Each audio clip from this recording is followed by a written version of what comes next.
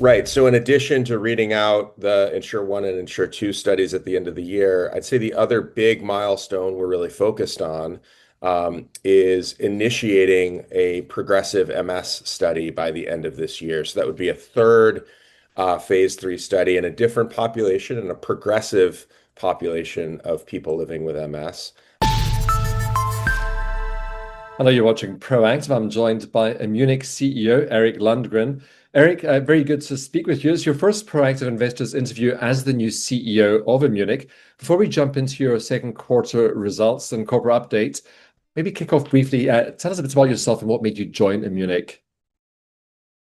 Yeah, good morning, Stephen. I've been at Immunic just over 2 months now, and was so honored to be able to join the company. I think the thing that really drove me is the potential differentiation of our lead asset, Vidofludimus calcium, which we're developing currently in relapsing multiple sclerosis. The opportunity to join a company with a differentiated asset with two phase 3 studies that report out at the end of this year, so the near-term catalysts, and was pretty unique. And I have quite a history in MS. I was a part of launching ocrelizumab here in the United States, and I just fell in love with the MS community, with people living with MS, and the opportunity to once again contribute to that community and disrupt the treatment algorithms in MS was just simply too good to pass up.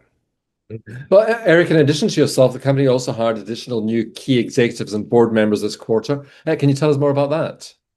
Yeah, really, really exciting, and I'd say that the momentum continues on that. But we brought in a new chairman of the board, Mike Bonney, who has an extensive history in biotechnology, lots of successes under his name, but also his passion for MS. I mean, he started his career really as the chief commercial officer building out Biogen's MS business nearly 2.5 decades ago.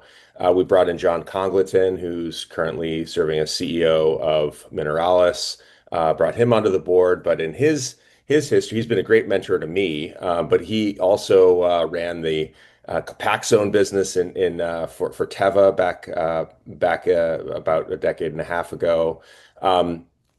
So we've brought in a bunch of operators, a bunch of people who have roots in the MS community. On the management team, our chief medical officer is Dr. Mike Panzara. We brought him in. He's been doing drug development in MS for 2.5 decades nearly. And I would say that momentum continues. What we're really focused on is building an MS-focused company, bringing in the best talent that we possibly can, people who wake up and go to sleep thinking about MS, who've been in the battles for decades. And we think that's going to be one of our critical advantages. Erik, can you take us through the key clinical updates from the quarter, including your relapsing and progressive MS trials? Yeah, I would say, Q2 was a big one for us in terms of the programs. I mean, we continue apace. As I said in the beginning, we have two fully enrolled phase 3 studies. And those are the big milestone for us is the readout. It's the end of the year. I'd say we continue to be tracking to hit that milestone.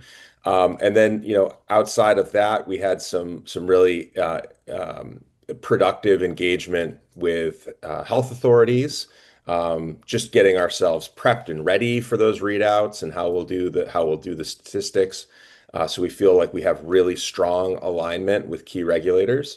And then outside of that, I think it was really about the team, building the team, bringing in strength where we really need it as we prepare for the work of unblinding two big phase 3 studies and preparing, pending the results, preparing to file the NDA. Can you also summarize the key upcoming milestones for Immunic, Erik?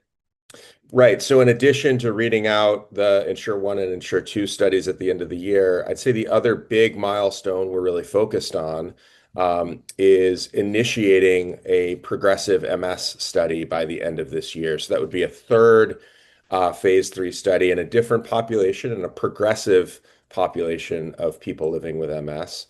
It's a smaller patient population by numbers, still quite large, but a really acute unmet need. Sort of one approved therapy for part of the progressive population, no therapies that address all of progressive MS, and that's what we're hoping to accomplish, hoping to get that study off the ground by the end of the year. And so that will really give us sort of midterm catalysts in terms of market expansion opportunities with Vidofludimus calcium. Okay, last question. What can you tell us about the current cash position of Immunic? Yeah, so at the end of Q2, we closed the quarter with right around $155 million of cash. We feel that is a very healthy cash position. This has been one of the things that has been exciting in the year, not necessarily in the quarter, but you may be aware that in February, we completed a very large and important financing round for the company that really set us in a very healthy position from a cash flow perspective. This gives us cash runway into late next year. And then the other thing I would add is we have a large tranche two from that prior financing of pre-funded warrants that have the opportunity to convert on positive data. So should we have positive data and should those warrants convert, that would further strengthen our cash position at the enterprise level and give us runway. So we feel really good about where we are. It allows us to be aggressive, right? It allows us to close these phase 3 studies, prepare for the filing, prepare for a commercial build, and execute against this third phase 3 study. So it really allows us to lean into the opportunity and pursue it with all possible vigor.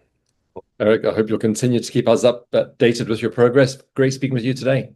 Great. Thank you, Stephen. Really appreciated it. That's Erik Lundgren, the CEO of Immunic.